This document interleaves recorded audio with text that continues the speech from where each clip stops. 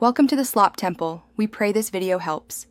You start by opening your editor and getting to the file that controls Roman 6 behavior. First, make sure you are the correct user and can write to your home directory, then backup // vimrc or // xrc so you can revert. Once done, open Roman 6 itself and try Set to view active options.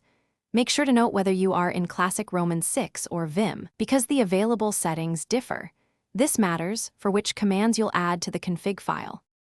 Now edit the config and insert specific settings that turn notifications off. You type lines such as set no error bells and set na visual bell. In some, Vim builds also add set tvb equals to clear the visual bell sequence. For newer Vim, add set bell off equals all, which covers more cases. After saving, reload the file with source // vimrc or restart the editor to apply changes, and then test by triggering an expected notification so you can confirm the silence. Finally, you must verify and troubleshoot if necessary. Test by causing a bell, press ESC and hit backspace at the start of a line. You should hear or see nothing.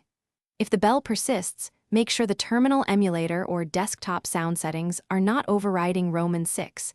Disable terminal bell or set visual bell in terminal preferences.